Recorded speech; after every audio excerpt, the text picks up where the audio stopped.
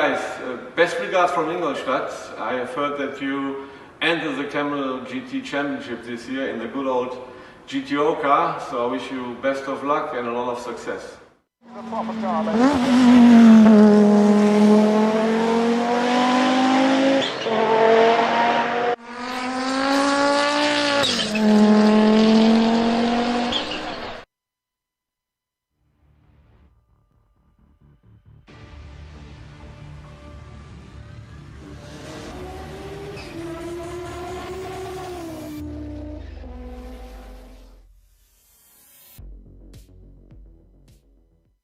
Best greetings to all drivers from the Audi GTO 90 Championship.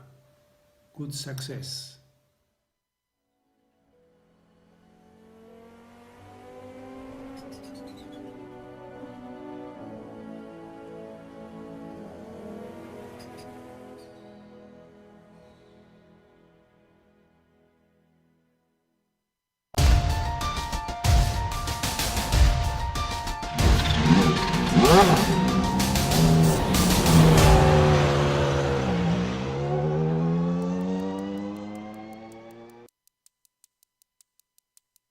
Toyka and Andra have taken the fight to multi-time champion Fabian Gerber in the GTP class. His consistency has kept him afloat atop the points, but it seems he must find a little more speed to keep pace with these two titans. Meanwhile, in the GTO class, Lake needs to bounce back from a pair of miserable races. It's a stark contrast from his hat trick of wins earlier in the season. What will today's race hold for these championship bouts? We'll find out soon as we get ready to watch Round 7 of the iRacing Kamel GT series, and you'll see it all live here on the Global SimRacing channel. Hi, I'm Joe Peak, and with me in the booth is Adam Lindgren. Behind the scenes is our director, Sean Crackers Ambrose, and he's using cameras provided by Dougie Beard. Circuit of the Americas might be rife with runoff room, but its tight and twisty nature will not be an easy one to tackle in these cars. Let's take a closer look at one of the newest and most impressive racing facilities in the United States.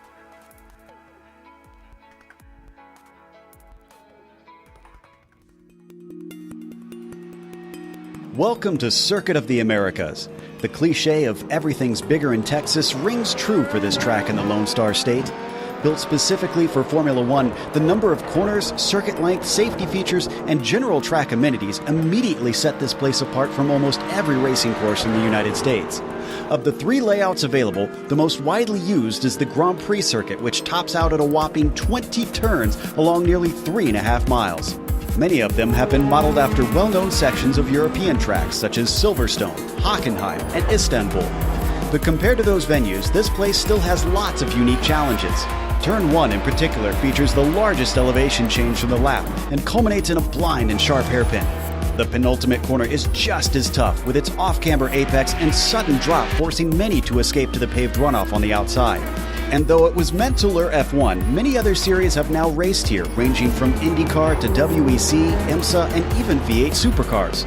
Track days are also common, with the SCCA running all types of amateur events to allow up-and-coming drivers to feel what it's like to battle on the same tarmac as Vettel and Hamilton have. With this track, American race fans finally get to experience a purpose-built course made in the modern day. Texas went bigger and better, and in the process, raised the bar for their peers.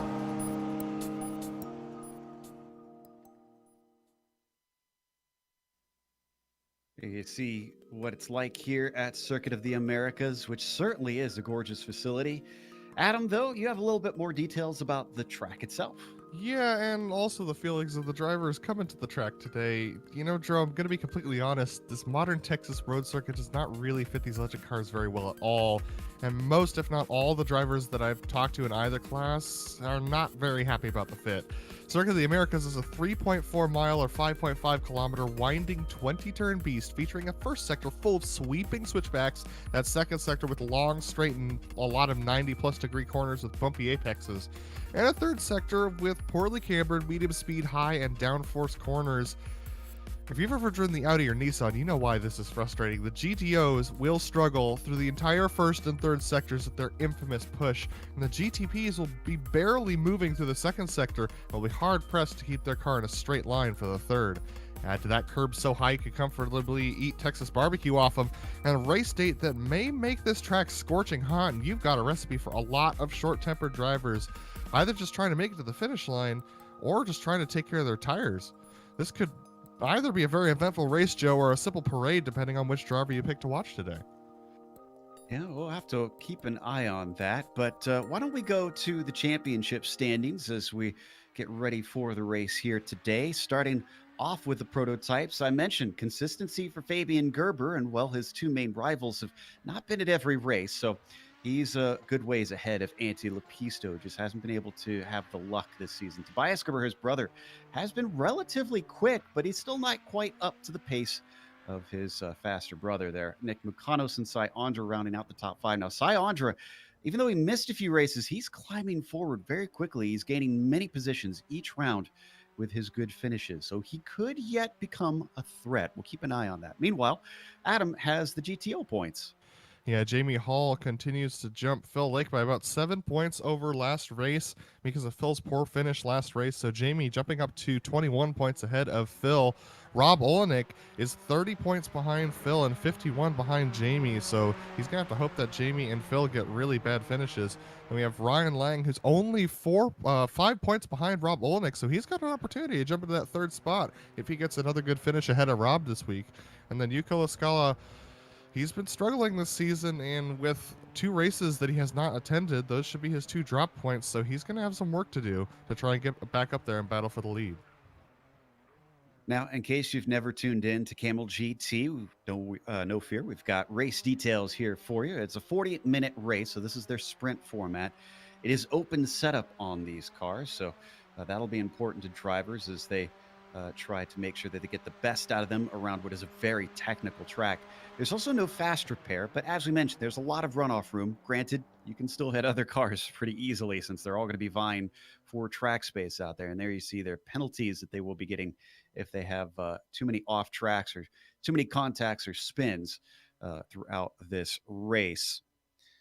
Now, if you're looking to take advantage of GSRC's over 1 million global monthly impressions, from official series sponsorships to commercial placements, we have advertising options customizable to suit your company's needs. Follow the link in the description below to learn more about that. We've got qualifying underway right now. Interesting that you mentioned the temperatures, Adam, because as you can see, it's a bit cloudy out here today, and well, it seems like that's kept it pretty cool since it's early in the morning. It's only 66 degrees Fahrenheit track temperature. Yeah, it looks to me like the iRacing staff has had a little bit of mercy on these guys and placed this racing session probably somewhere around 10 a.m. So these drivers should not be dealing with the high temperatures that we were scared of if this was going to happen at, say, 3 p.m. like we've seen the other races this season. So these drivers might be getting lucky and might be getting a nice cool Texas morning here, and that might actually be to their benefit around this track. And the colder temperatures are definitely making it easier for these drivers to get quick times in qualifying. Now, if I could pick a theme for the Nissan drivers, the Nissan field this season, it's newcomers. We've got another one that is up to the front. Brandon Roseborough was on the pole temporarily. Fabian Gerber has just claimed it away from him, but Brandon's only 3 100ths off that pole time still, and he's getting ready to finish a lap pretty soon. Meanwhile, Phil Lake, who has been in that title bout for the GTOs, holds the provisional pole down in the Audi class. Yeah, it's the old mainstays down in the Audi class. We got Phil Lake, Michael Houghton, Rob Olenek, Daniel Sadro, Ben Laughter, all names that we've seen for multiple seasons here in the Kamel series, all racing that Audi GTO. We're taking a look at Rosborough. He's coming around for his second lap, and he unfortunately spins it out through the corner, so that's not going to be an improvement on his time. Interesting. Okay, then. Well, it looked like he was a good potential pick here for the pole. Stephen Warcup, who's down in 7th, comes down to the line. His second lap doesn't count. That's an easy thing to do here. We haven't talked about those off tracks in this qualifying session. Could they be a spoiler? They definitely could. I've noticed that Jamie Hall has not been able to catch up to Phil Lake as far as the pole time is concerned. Here goes Syandra to the top of the charts, just jumping Fabian Gerber. Matthias Hovdahl follows up as well. So interesting to see that these times are improving as the track rubbers in here. Gerber's still sitting in third inside of the second row, and he's getting ready to finish that second lap right now as we watch Mukanos there down the line. This is Rob Olenek, one of our GTO drivers, who's been quick, taking a victory. Gerber goes quicker, but it's only good enough for second place. Interesting. Robbo unable to improve on his time. He's going to stay down in fourth. Phil Lake, Michael Hutton, and Jamie Hall still going around trying to get their second laps in. Phil Lake will be the first to cross the line here. And Phil's going to come around that final corner, clip that apex, miss the curb pretty well there. He's going to exit the corner. Let's see whether he improves his time. And the answer is... yes. Yes, he does, significantly, actually. He jumps up about 5/10 there. Jamie Hall coming around now with... This is the hardest portion of the course for the Audis. This long, extended right-hander with multiple apexes. Just so hard to get these lines right. Let's see how Jamie tackles the final sector. Now, normally I would say that Hall is the only one able to try and challenge for that pole position, but we've got Ryan Walker, who's been pretty quick in the SRFs. So I wonder how he can handle these higher-powered cars. A 2:03.3, and that's not enough to overtake Lake. Hall is still next to his teammate, so it is a dirty torque front row. And you said Ryan Walker might be able to challenge these guys. Well, I don't think he's going to finish his lap. He's got 20 seconds to go, and he's just entering the long right-hander now. Same with Yuri Jessen, who's going to have some struggle as well to get to the finish line in time. These guys waited till the last minute. This is only an 8-minute qualifying, and these guys are doing 2-minute laps. So Jessen looks like he's going to be able to complete his second one, a 2:05.3. That's much faster than his first lap, but it's only good enough for 8th spot. And you're right that Walker was not able to get around in time. So our qualifying is indeed over. Let's go through the prototypes first here. On the pole, Cy Andra continuing to make his climb forward in the points. Can he collect more today? Fabian Gerber starts second next to him. Matthias Havdahl is back, denied that first round win, and he'll be starting in third. Brandon Roseborough, the newcomer, is looking very fast here. He'll be starting fourth. Nick Mukanos with a P5, and Antti Lapisto, who is chasing in the championship, starts all the way down in sixth. Roman Pavlowski jumps over from the Lotus 49s here once again for a 7th place start. And Millward doesn't seem to have his qualifying together this season, even though he's been fast. He'll start P8. Stephen Warcup will be 9th, and then you've got Fabian Jungbluth in P10. Laust Olsen was good enough for 11th. You got Martin Krejcik on his outside in the 12th spot. Clayton McLeod, P13, followed by Hideki Koivisto in 14th spot. Jerry Macarivi, another one coming in from those SRF cars, is starting 15th. Bronislav Robanek, 16th. Trevor Kelly did not put a time in. He'll start at the back of the GTP field. Audis have a lot more cars that didn't put their times in, but the drivers who did, Phil Lake will take a comfortable pole this time around, beating out his teammate Jamie Hall. It's going to be good confidence going into this race. Michael Houghton, another teammate of those two, starting off in third, with Ove Trangrade relegated to the 4th spot. Rob Olenek down in 5th position, couldn't get a better time in that time as well, with Ben Laughter starting off in 6th. Daniel Sadro will start off 7th, with Yuri Geesen starting off in the 8th spot. Maxime de Thompson coming in the 4th spot, and then Ryan Lang starting off, the 9th spot, with Ryan Lang starting off in 10th. Then we have the drivers who didn't take times. Ryan Walker, Carlos Fonseca, Pablo Rangal, Paul Ferrer, and Lucas Fort all did not set times. They round out your 32-car field. There's plenty of room on this track today for these drivers. The sun has come out, though the temperature on the track has not gone up significantly yet. We'll see with the rising sun here in Texas if it continues to increase over the 40 minutes today. They're already taking off behind the pace car and through the stadium section here at the end of the lap. So we're not going to do a full pace lap. And since one of the advantages of me having this platform, I just want to give a quick shout to a happy birthday to my lovely wife, Kaylee, who is celebrating that today. So love you, and I will see you after the broadcast, even though I know she's probably not watching this. Meanwhile, as both of our classes work their way around, there's the GTOs now. Not the largest fields, but it is a long lap around here. What's traffic going to be like, Adam? Well, in most places, traffic should be fine. But that being said, that first sector with the twisting, turning corners, it's going to be miserable for the GTPs to try and make it through. They're going to be going through those corners 20 to 30 miles per hour faster than the Audi GTOs, and they're going to want each apex for themselves, whereas the GTOs are going to have a hard time making it through those corners at all. So expect to see some coming togethers through that section. And the second sector, where everything's a lot of 90-degree corners, expect the Audis to be faster through their action. All right, we're going to find out how it'll play out soon, because there goes the Porsche pace car. Now Sai Andra has control. Comes around that final hairpin turn. Does he accelerate immediately? Does he hold them up? He's going to hold them up. He's going to get them all clogged up here. Ooh, some of them almost making a jump start back behind them. In fact, 4 wide, but green flag is out here for round 7, and Andra with a huge jump as Hovdal is going to try and make a challenge on Gerber down into the first hairpin up at the top of the hill. Laust Olsen spins. I think otherwise it's clean. Let's go back to the GTOs. Jamie Hall got a really good jump on Phil Lake, who's going to have to take the outside around turn 1. Jamie gets a really good launch, and he's actually going to take away that first position as they go into the twisty bits. The rest of the Audi GTO field able to make it through cleanly, but not super tight. Come back, Jamie makes a mistake. Phil's going to retake that position as they go into the twisting section. Down through the S's, and we are already missing Hovdal. We'll have to get to the replay later, but a big spin and a huge shunt into the barriers. He somehow found one around here, and already his day is over. Lake still leading at the head of a train. Oh, was a big bobble there. Was that was Trangrade, who's going to lose a spot to Laughter. Meanwhile, back to our prototypes. Andra leads them down the long backstretch. Yeah, Syandra's doing a good job of trying to lead this pack. It's very close between the GTPs behind them. It's one of the best passing zones right now. They're all trying to get it all sorted out. Trevor Kelly has gone around in the back of the GTP field onto this straight. He's now back of the GTOs, but the lead of the GTPs, everything's looking pretty clean up there.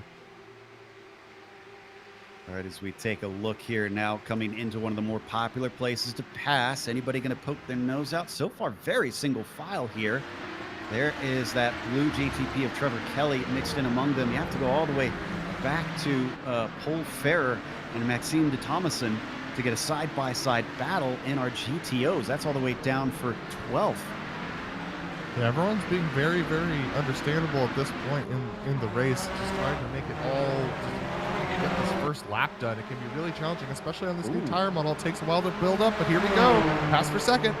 Roseborough with a much better launch off the final corner, but deeper on the brakes. Gerber's going to try to defend down into the first turn. He's around the outside. A little bit of wheel spin for Brandon will deny him that second spot, but Mukanos is loving this. Look at how much he has closed on those two. We have confirmation from chat that this is Brandon's first ever Camel race, so he's doing a great job up there in the third position. One of the SRF drivers that has joined us, and there are quite a few throughout the field actually, so great to see him challenging Nick Mukanos and Fabian Gerber up there for the podium positions. New blood is always exciting in this series as there's a lot of regulars out here. Meanwhile, we've still got a nice battle going on here between Trangrade and Laughter as they come through the S's. Very single file through here. That is the front end of Laughter that we're looking at. Oh, and side by side behind them. Oh, that's actually still the car of Trevor Kelly, not yet being through. So causing a little bit of headache for Rob Olenek. He's going to lose ground to this battle in front right when he probably wants to be able to attack. He definitely is, and so that's causing problems for him. But as you can see, Obi Trangrade really struggles with the S's there, whereas Ben Laughter was a lot better through there, but he's a lot worse on the braking into this long straightaway, and that's going to lose him a lot of time. Yeah, they're going to separate out. Wonder if Kelly's damaged because it doesn't look like he's gaining that well. It does look like there's a little bit on the left rear of that car, driver's left. Yeah, so he must be having a bit of a miserable day here, not able to overtake. And he's even going to let Olenek right back by. He might have to park that thing soon. Yeah, you can see the damage on the rear clip through what is usually the 007 cam, but this time is looks like the opening of a broken pop bottle can. I didn't even catch that that's the camera that was supposed to be until you said something. That's how much he's damaged this car. I think we've got some time. Why don't we take a look at what happened to Hovdal here? Because, again, one of our drivers that we expected to be challenging for the win. This was right after the first corner. I don't know if it was cold tires getting wheel spin. Let's see if we've got it spooled up here.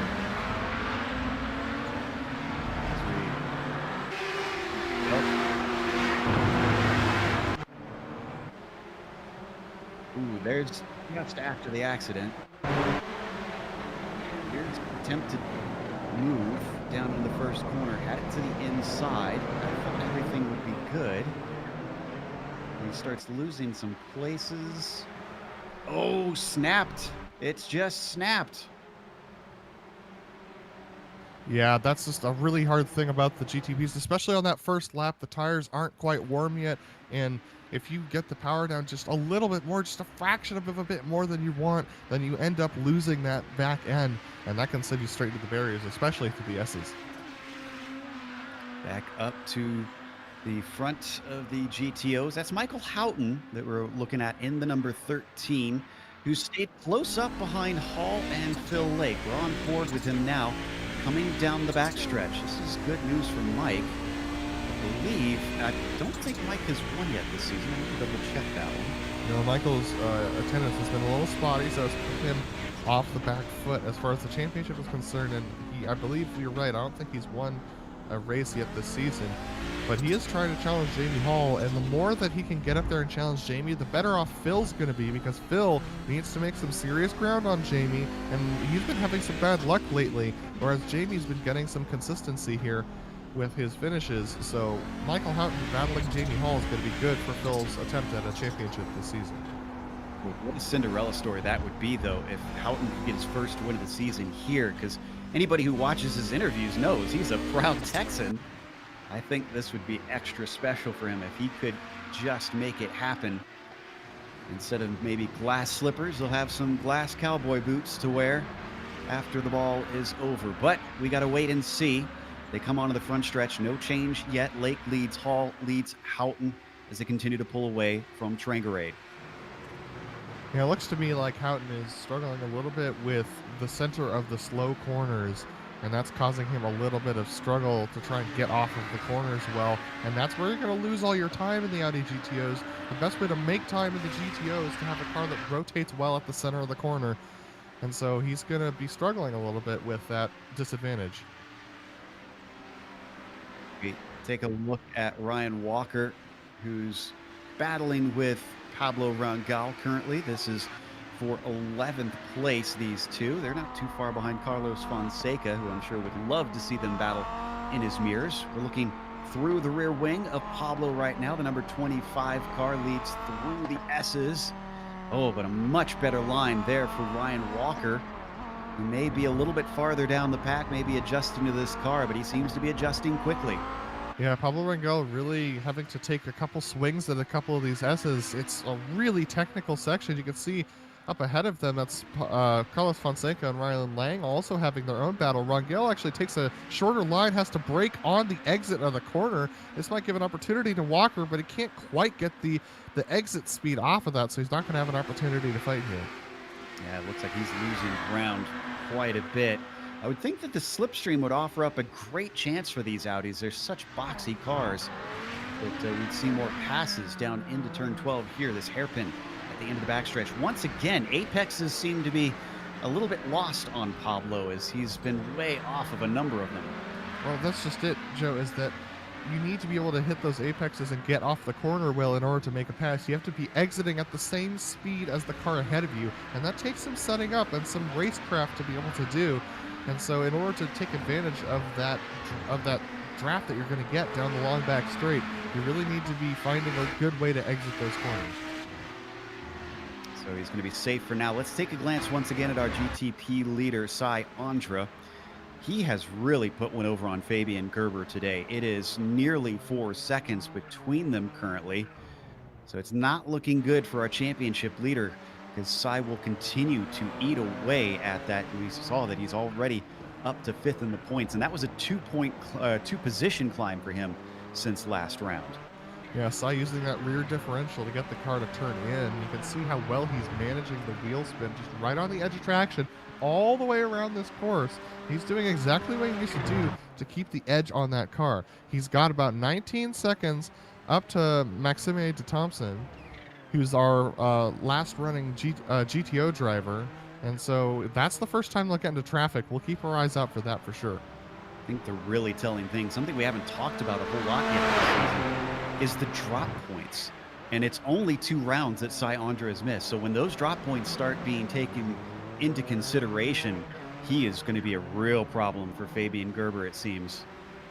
Yeah, and I would have said the same thing about the GTO Championship with a couple of our drivers, but we keep seeing drivers who end up missing these races, and I know this isn't one of the most popular tracks for the GTO community, but it can be a really challenging one. Let's take a look at P11 though. That's Clayton McLeod trying to hold off Hideki Koivisto and Laus Olsen, while also trying to catch up to Angelica Pawlowski. Remember, Olsen's a little bit out of position here. His early spin sent him way down the field. It's already up to 13th. He's the one in the back on the yellow machine, yellow and blue, who we ride on board with now. There you see the fenders just over the wheels. So they climb up and over the hill. Something that we also haven't mentioned is how many blind crests there are at this track. Yeah, it's nearly impossible to sight your way through this. It's all you have to memorize this course. Wow, look at how close Laus is to the back of Hideki coming off that corner. He got a better launch than Hideki did, and he just can't seem to get up to the gears quite as efficiently. He does have some rear end damage on the wing that could be affecting a straight line speed. Let's see whether he makes a late dive bomb. Nope, he backs off early actually.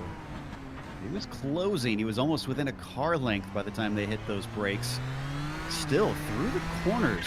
Maybe it's just a little bit more wing cranked in for the number 26, because he certainly seems to be gaining through those twisty bits. Unfortunately for him, he wants the straight line speed right now. Well, Joe, the wing's not cranked in, it's banged in for him. If you take a look at the back of that car, the rear wing is punched up a little bit, so that's going to be giving him a little bit more downforce, which he might be kicking himself about, actually. But I think a lot of these drivers, 10 minutes into this race, 12 minutes into this race, are waiting for the traffic to see what happens. That's a good point. It's happening right now. Cy-Andre coming up on pole fair, Lucas Fort and Maxime de Thomason. And that's a battle for position between 3 of our GTO drivers. So he's got to be careful here. He's going to put Lucas Fort offline. Fort's going to then be under threat from the orange machine of pole fair, as now our leader leaves them be, but that's just the first of 15 cars they're going to have to deal with. Yeah, the scariest thing with trying to be a lapping GTP is that the drivers at the back of the GTOs tend to be the less experienced drivers. They don't know whether to stay on line or to give you room, and so they often are a little bit unpredictable. Here comes Fabian Gerber to try and make a pass on them. Just as they're going to go 3 wide. Easily done. It's a fairly wide backstretch down through here. He'll outbrake them. Pole Ferrer, who is smoking them down into the braking zone, is going to get a 2 for 1, because there goes to Thomason off the track. Nice little bit of, as to Thomason tries to come back right as they're being lapped by Roseborough for his first race. He's being thrown in the deep end. He'll get by 1. Thrown off the racing line once again. Pole Ferrer dives out of the way, but he stays ahead of de Thomason. Next up is Nick McConnell trying to go around. This is going to be a real challenge for him. He's going to be able to navigate his way through. Wow, this is exactly what we talked about. This is the challenge for these GTPs. The traffic is going to be a major determining factor, as that was Antti Lepisto getting held up behind Pole Ferrer. Now that's going to give an opportunity to Millward. Millward catches up a lot.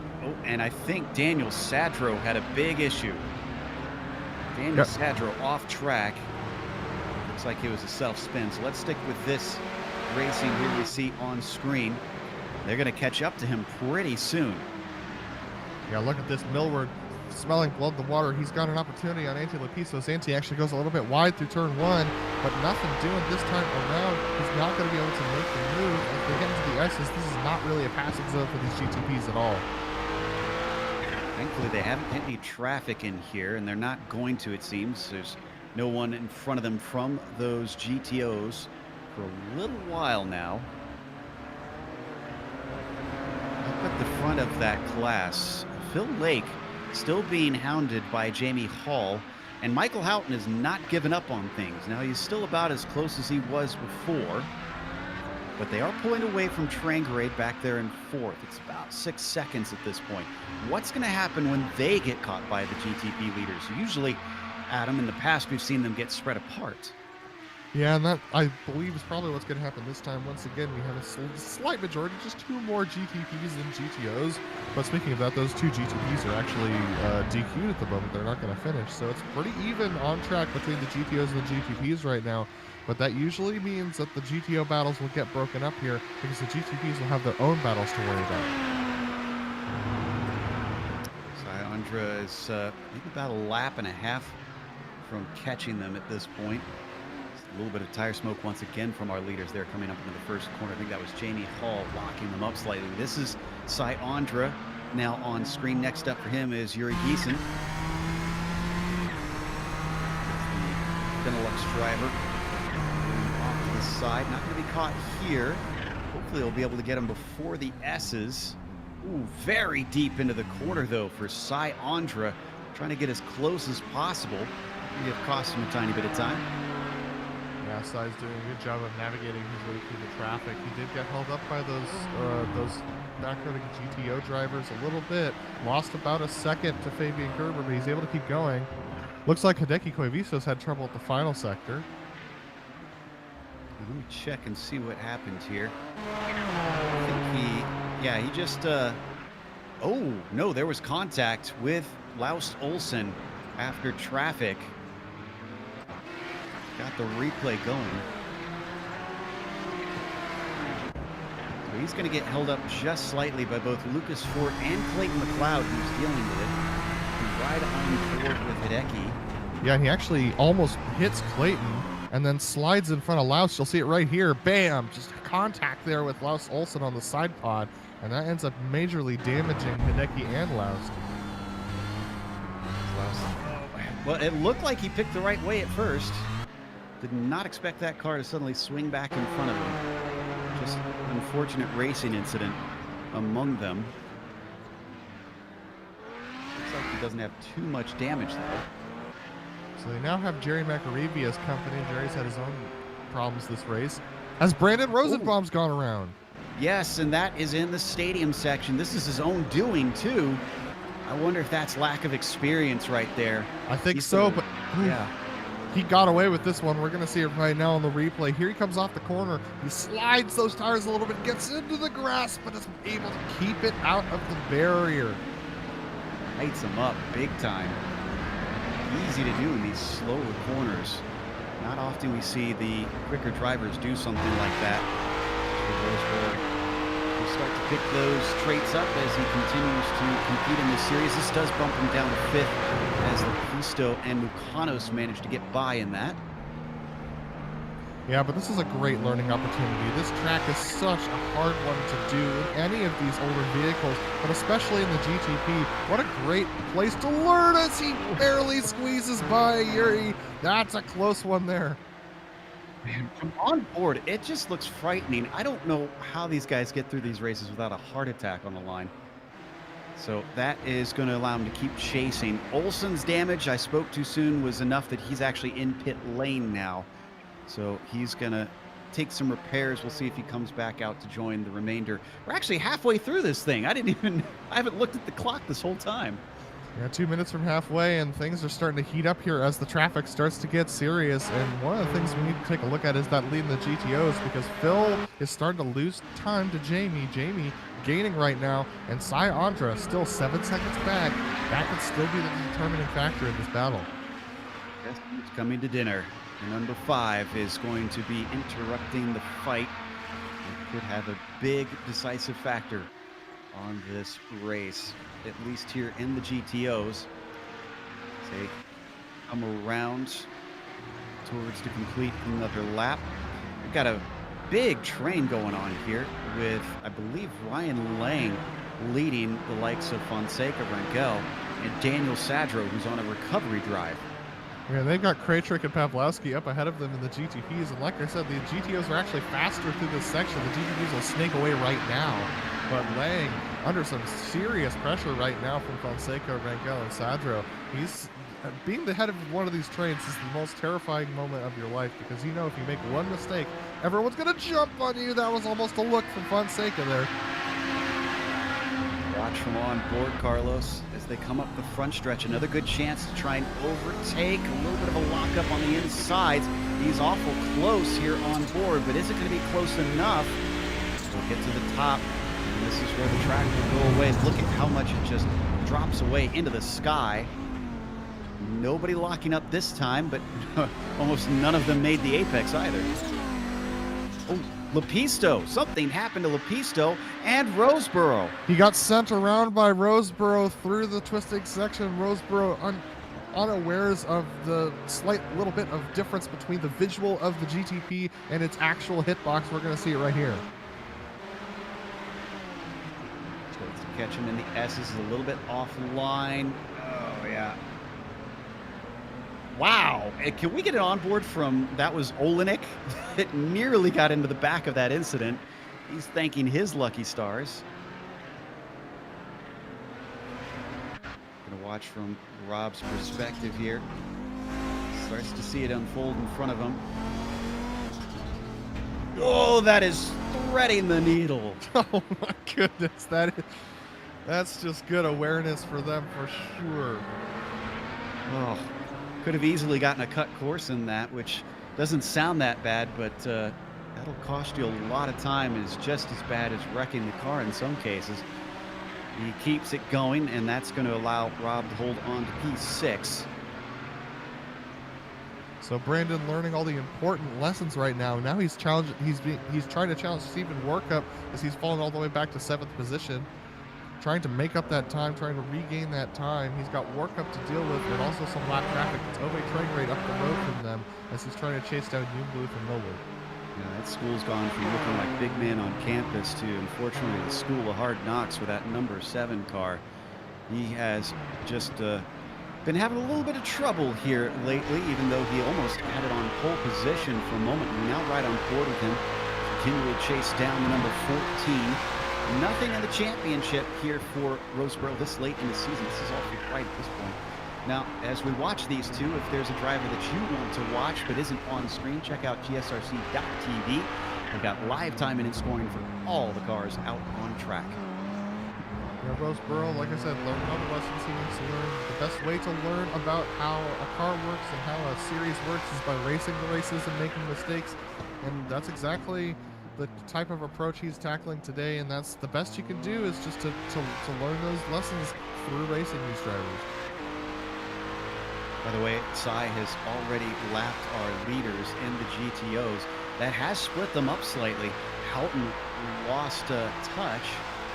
As we take a look now at the battle for 4th, which is coming up to those GTO leaders. This is Jungbluth with Millward. You know, I mentioned this earlier. Millward's qualifying just hasn't been that great, but boy, has his races proved to be his strong point.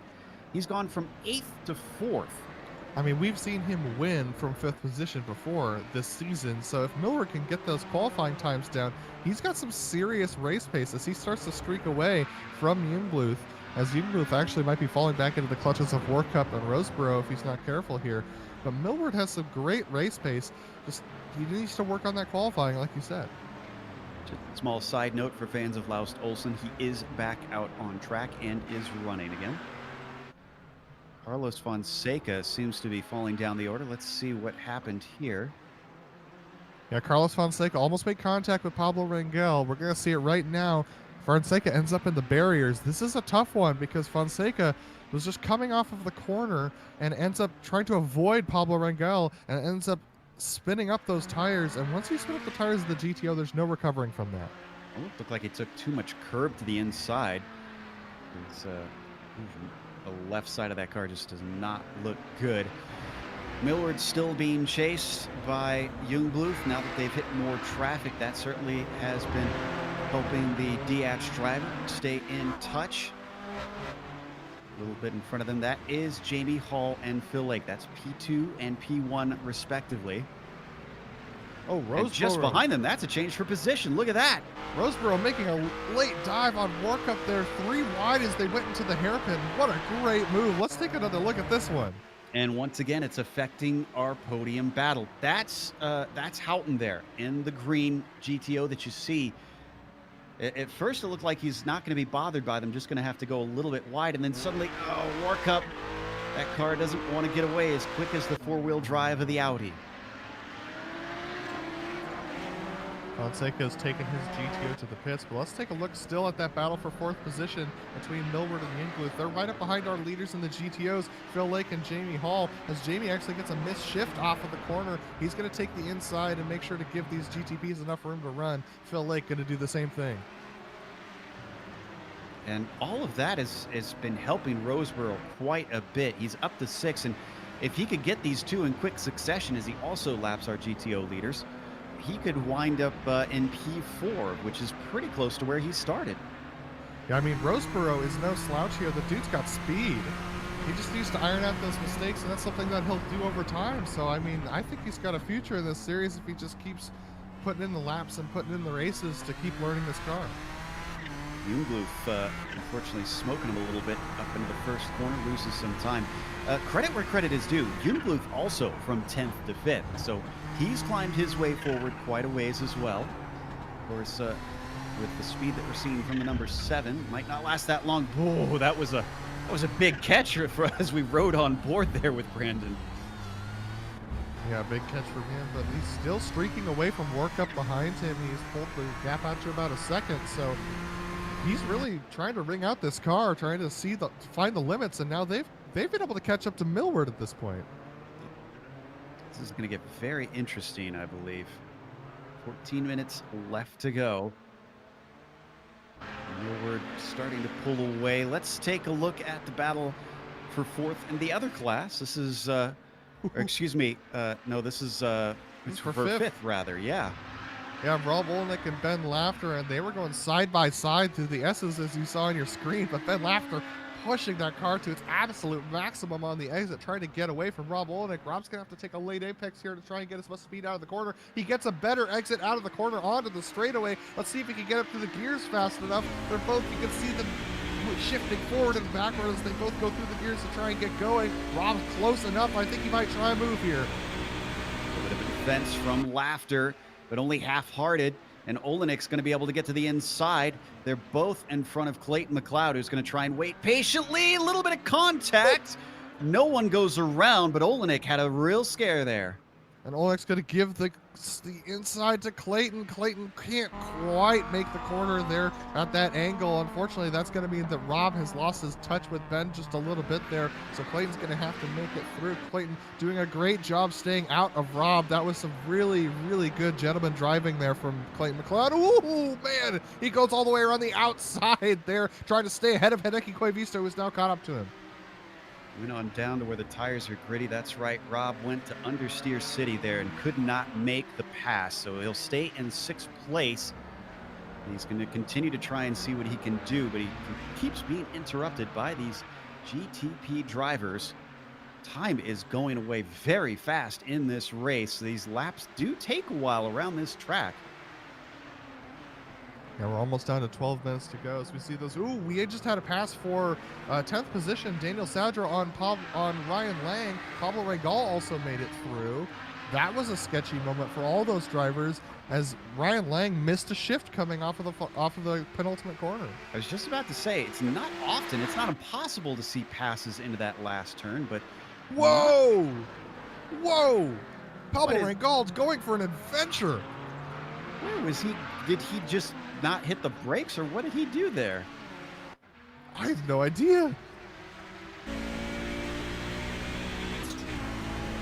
He missed his I think he missed his braking point. Yeah, he knew it, so he dove to the inside, hoped that nobody was going to clobber into him. I mean, great heads up on his part. So the 25 falls down to 10th and at least minimizes the damage. Oh, Krajcik and Pawlowski are side by side now as they go through the long right-hander in the 9th position. Pawlowski trying to hold it on the outside, can't quite do so as Krajcik's going to take away that position. Can he hold it through the final sector? Yes, but Pawlowski trying to challenge back. Boy, the mid-pack in each of the classes is just suddenly erupting at the end of this race. Krejcik holds onto it as we ride on board with Roman up the hill. He's going to show his nose. I don't think this is going to be a serious attempt, though. No, and Krejcik knew it. He didn't even move to the inside there. He's taking a wide line through the corner, and Krejcik already streaking away now from Pawlowski through the S's. Krejcik taking it, Pawlowski taking it very aggressively compared to Krejcik. Look at him gain through the S's here. He's got a much more aggressive setup on that machine. They're catching up to Maxime de Thompson, and here comes Pawlowski with a challenge back. This might be determined by the lap GTO. Thomason probably watching in the mirrors, trying to figure out which way to hold the car. It's going to be an easy choice off to the outside as they come up to the entry to the backstretch. Through turn 11, another little look down to the inside, but there's no space at the apex. Who can get on the power better? That goes to Krejcik.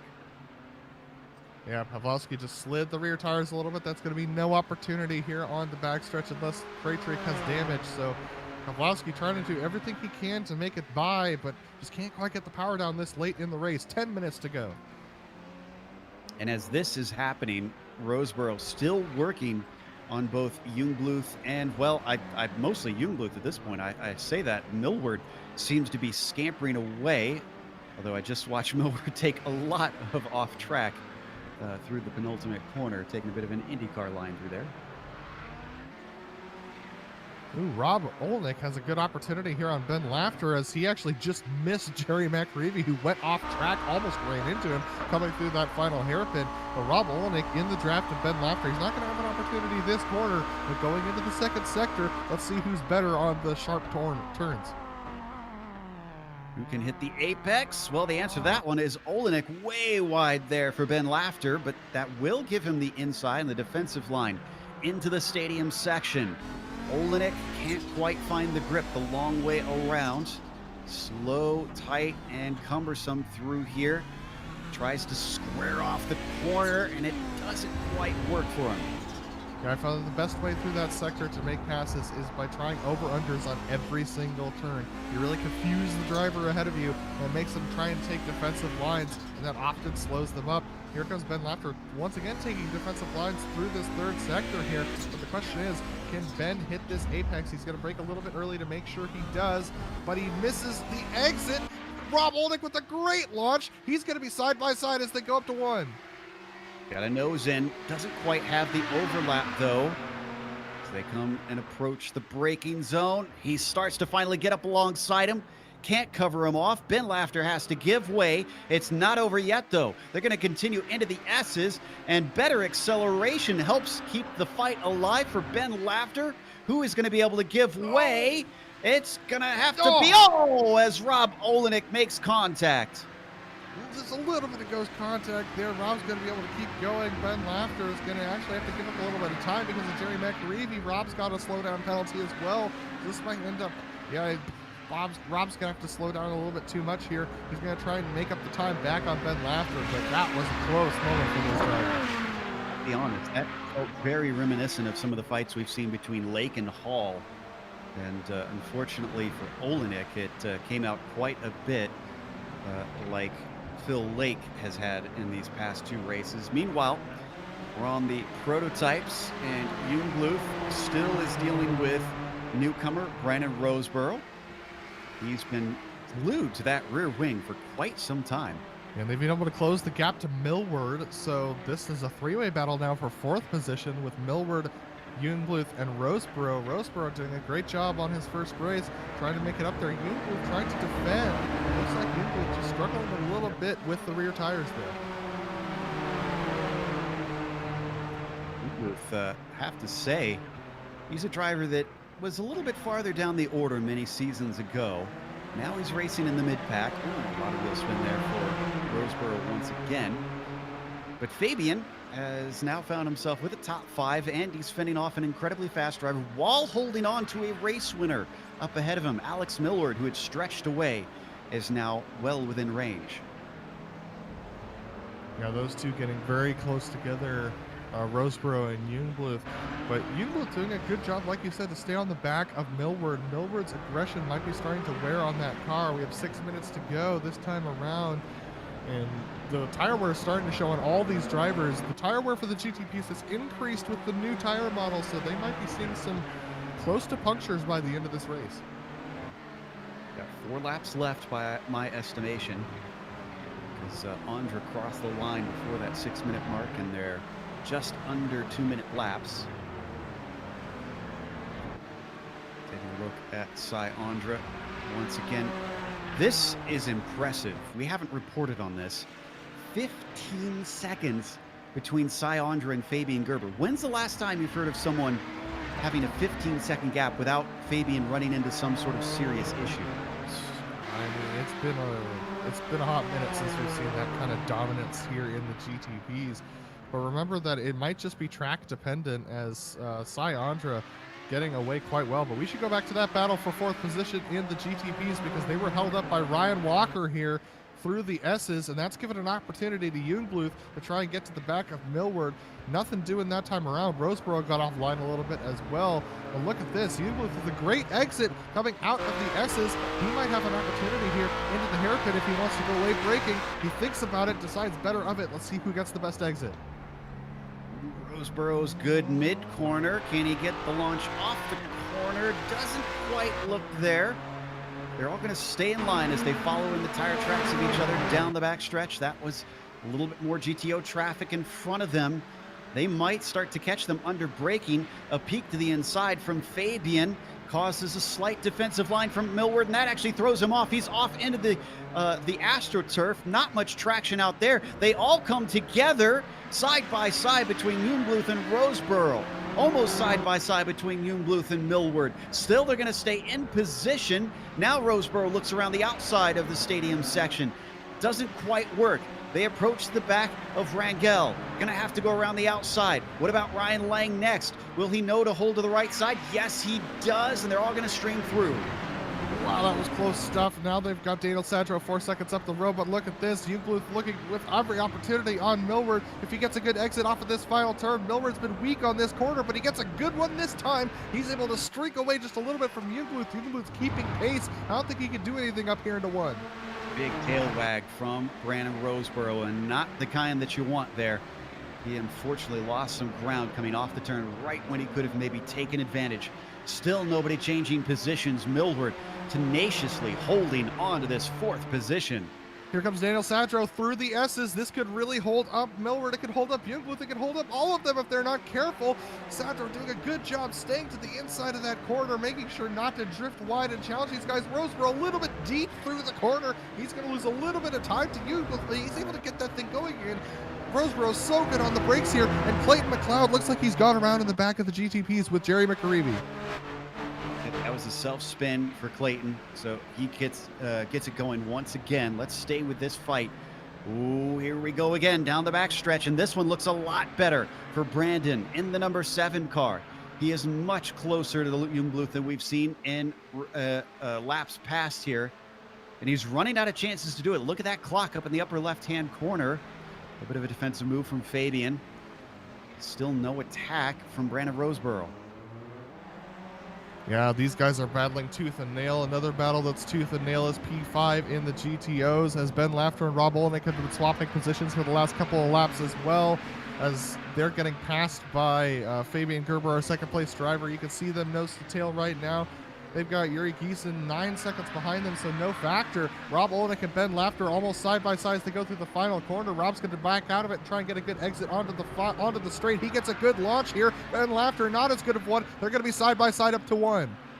Much better exit for Rob at first. Look at him back and forth as they come up to the braking zone for turn 1. He's got the inside, but last time this went in favor of Lafter. He looks for the over-under this time as he's not able to keep it side by side, and he is rebuffed. Finally, after many laps of trying, Rob Olenek up into P5. Ben tried to carry speed down the hill, couldn't do so, unfortunately. Rob Olenek up to P5, finally gets that position back after a hard-fought battle for multiple laps. We'll be joined by that fight we were watching earlier between Millward, Jungbluth, and Roseboro. I think on the final lap, because we're on 2 laps to go, 1.5 really at this point. Andra already on the backstretch. He'll be getting the white flag next time by. Yeah, this battle is very tense between these drivers. They can see that battle for fifth up in front of them. Oof, which is separated because poor Ben Laughter, unfortunately, I think he was held up and now he can't get the car into gear. That's him going slow. They're going to easily get around him. Lucanos up ahead, not wanting to be held up, as Nick's got a podium on his hands. And here's Cy. Oh, wow. Here's a very late move there from Rosenbaum trying to push. Oh, sorry, Youngblood trying to push Millward off. He's able to do so. Roseborough tries to get through. Can't quite do it as Millward was there. Millward tries to get back to the inside of Youngblood. Unable to do so. Move Fabian Youngblood up to fifth position. Roseborough trying to get the inside through the long right. Can't quite do it. Here's Rob Olenek up there in that provisional fifth position. They're going to try and snake by him, and they're going to be able to do so. Roseborough trying to look at every opportunity. Contact! No, Millward and Roseborough around. Oh, and it all came down to contact, but Youngblood loving that. He made the pass at just the right time, it seems. Oh, when they almost came together again, we didn't see it on screen. At first, I was worried there might be retaliation, but I don't think that was the case. Roseborough and Millward going to fall to 7th and 8th from that. There is our leader in the prototypes. Half a lap left to go. I haven't covered the battle for the lead much because they've just kind of fallen apart a little bit. Lake is about 4 seconds ahead of Hall.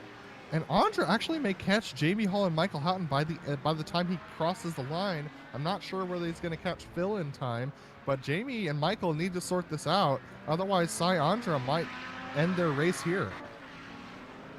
I think he's only going to get one of them. That's Jamie Hall in front of him. I'm not sure if he's going to get to Lake, though. No, I think he won't make it to Lake. I think he's going to make it past Michael Houghton and Jamie Hall, who are battling almost side by side at this point. They know that this is probably their last lap. Here comes the long right-hander. Cy's going to go around him. No, Cy's backing off. He's going to let it continue. He's got plenty of gap back to Fabian Gerber. But boy, what a dominant race for Cy Andra. Another victory for the season for Cy Andra, giving his second one here at Texas with a huge margin over Fabian Gerber. It's still side by side between Millward and Roseborough. Millward clearly unhappy about what happened with Roseborough. Oh, contact there on the exit of the corner. That's not going to make Roseborough very happy. These two may come together again by the time we go through. Millward goes wide around the corner. Roseborough trying to make the exit work. Here they go up to the long right-hander. More contact side by side. Door panel to door panel there as Millward takes the inside commandingly there. Roseborough, he's not going to like that. Let's see what he does under the brakes here. Gloves are off, and now they come up to Rob Olenek. Hopefully he's aware of how fierce this is behind him in the mirrors, not sitting and waiting around. Millward dives in. Roseborough tries to come through a little wide, but the finish line comes up too soon. Millward will take what winds up being 7th. It could have been 4th. Oh, there's going to be some stern words for the newcomer if I know Alex Millward. Let's go back to our GTO fight. Phil Lake just coming off the corner there, and you can see in the background, Jamie Hall and Michael Houghton still nose to tail. Michael Houghton taking a bad line through the apex of the corner. Phil Lake with a commanding lead. All he has to do is hang on to it. But here we go with Jamie Hall and Michael Houghton. Jamie taking a defensive line down the back straight, trying to break the draft to Michael Houghton as they get up to the sharp hairpin sector of Sector 2. Let's see whether or not Michael Houghton can gain on him. I don't think he's quite close enough unless we get a big mistake here from Jamie Hall. Houghton just does not seem to have the pace. This is all happening behind Phil Lake right now. Right on board with Michael Houghton.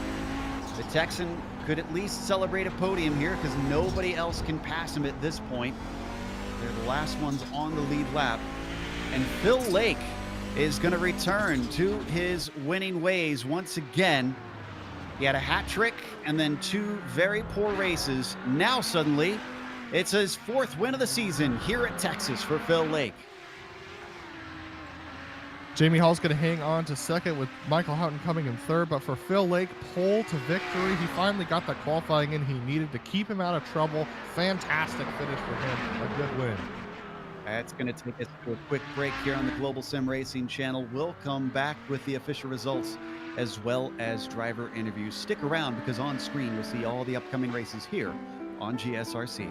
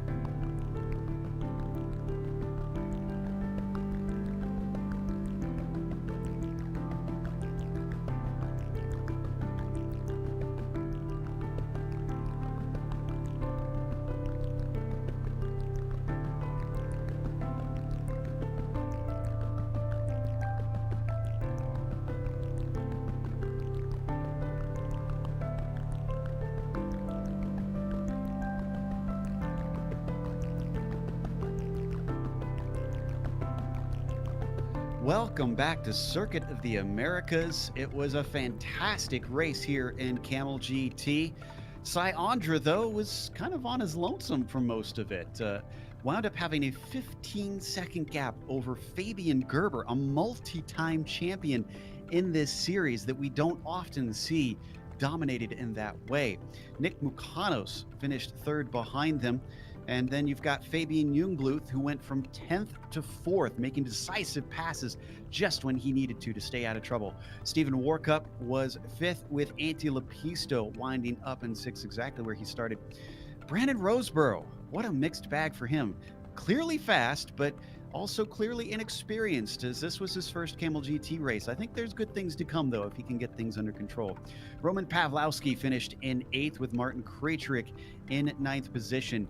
Millward was the one fighting with Roseborough, but he took a penalty with too many incidents, and unfortunately that gave him a time penalty with no chance to serve it at the end of the race. It slots him down to 10th.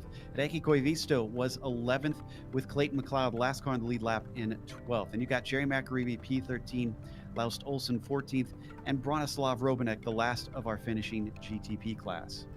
Phil Lake pole to the victory, finally getting another win and breaking that streak of bad races. Comes home with the win today with Jamie Hall in second, but 4 seconds behind after battling hard with his teammate Michael Houghton for that second position. Michael comes home in third. Ove Trangerade, unfortunately way off the pace today, comes home in the 4th spot, with Rob Olenek battling Ben Lafter late in the race to come home in 5th. Ben Lafter finishes 6th.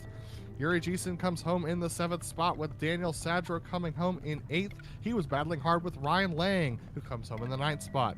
Ryan Walker comes home in 10th, with Paul Ferrer 11th. Then we have Lucas Fort 12th, Maxime de Thomason coming home in 13th, Pablo Rangel 14th, and Carlos Fonseca, your last fit. Well, actually, he unfortunately did not finish in 15th. Then Trevor Kelly and Matthias Habel round out your spots on the grid.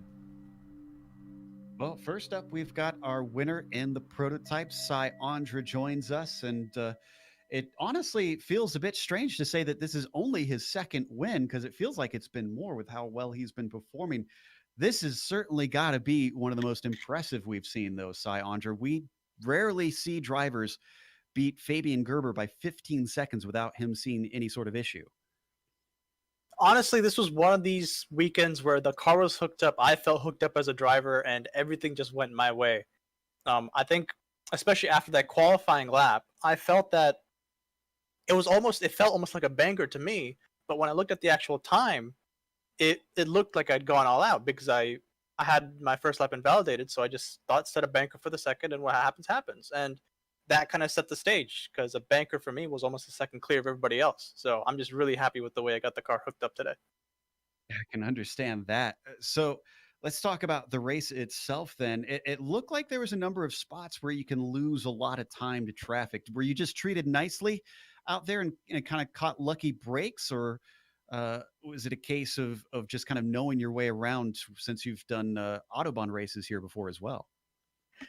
I think the experience with Autobahn and running the official ILMS series and running SCO and Neo here has given me a lot of experience going around the outside at certain corners, especially through the S's, where not to go for it no matter what, especially places in the third sector where the GTs can outbrake you or put the power down better out of the corner.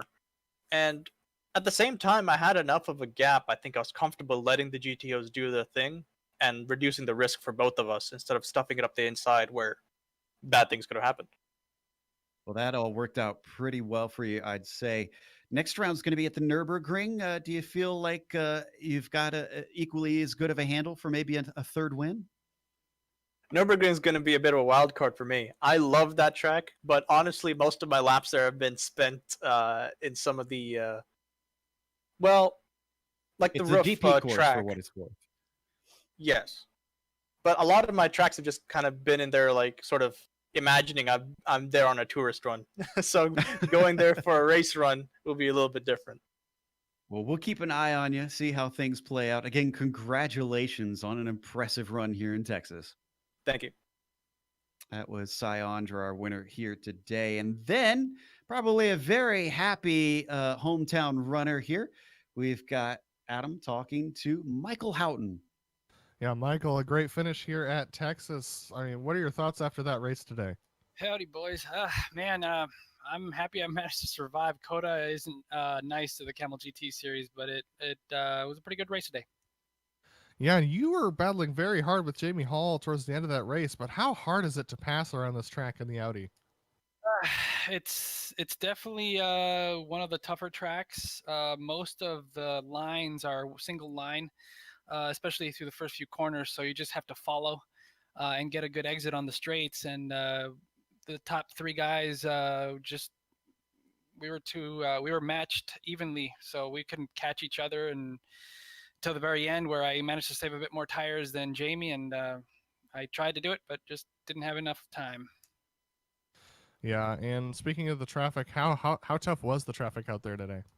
It wasn't too bad. I thought we'd see a lot more shenanigans going through the S's with the Nissans, but yeah, most guys seem to do everything pretty well.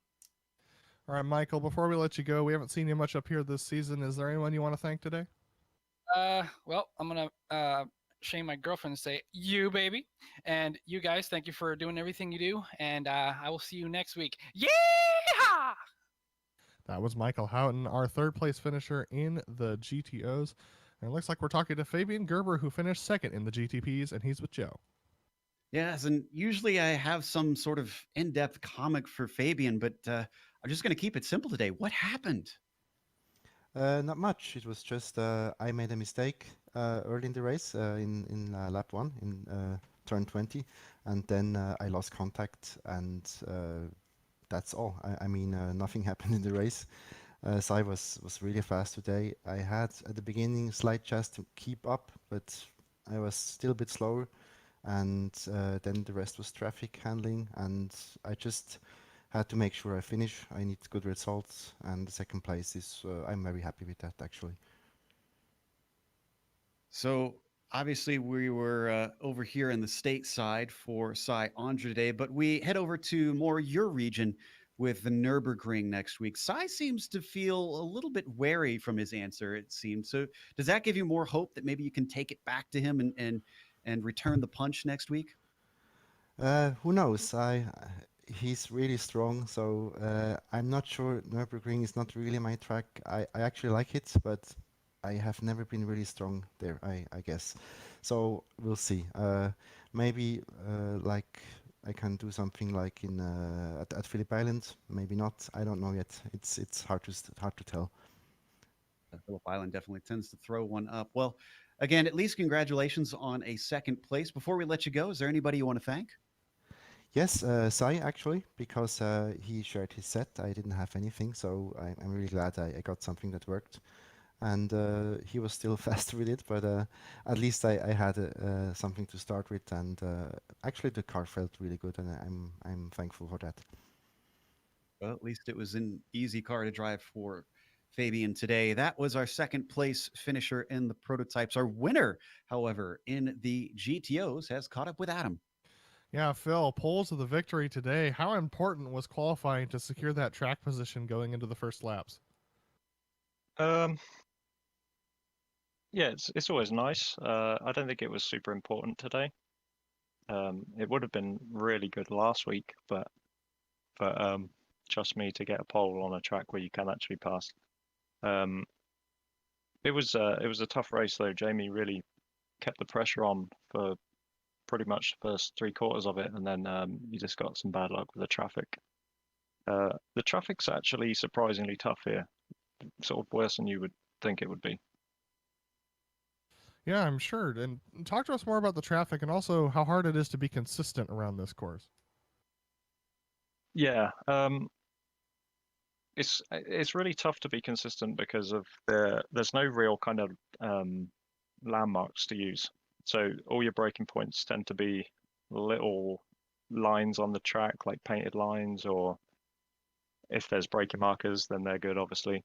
But there's no like easy references, and the track is very flat and a lot of runoff, so it's kind of all looks kind of the same, and it can be tough to be consistent.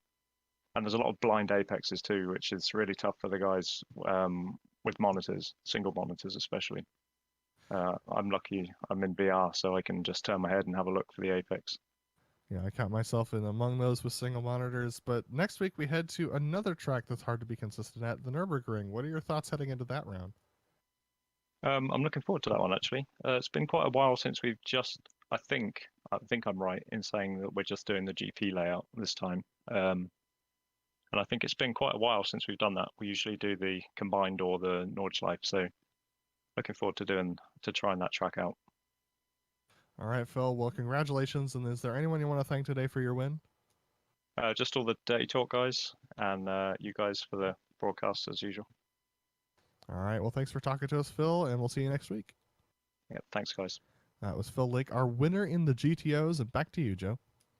That's going to close out our interviews today. So we're going to give a big thank you to the Kamel GT community, but we also want to mention one more time that if you're looking to take advantage of GSRC's over 1 million global monthly impressions, from official series sponsorships to commercial placements, we have advertising options customizable to suit your company's needs.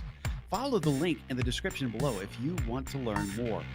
Thank you goes out to the companies that provide the software and the hardware for our broadcasts. You can see them listed here on your screen. Additional thanks go to June Lalonde, who provides our wonderful music. See the screen for how to get a hold of more of her great work. Thanks to the team today, Adam, Sean, and Dougie. If you'd like to find out more about GSRC, including upcoming races, you can find it at globalsimracingchannel.com. Our social media can be found with Twitter at GSR Channel, Facebook at Global Sim Racing Channel, and Instagram at GSRC_Graham. If you'd like to support us, we've got a merchandise store there in the YouTube description as well. It's just gsrc.storeenvy.com. While you're down there, make sure and subscribe to the channel and don't miss a moment here on GSRC. The next race is going to be over in Germany, the Nürburgring at the GP course, Saturday, August 1st at 1 p.m. Eastern. But we have upcoming races for other series listed on the screen, so check those out and mark them down on your calendar. And while you're here, stick around for a little bit and you'll catch the Jeddah Charity Cup here in just a few moments.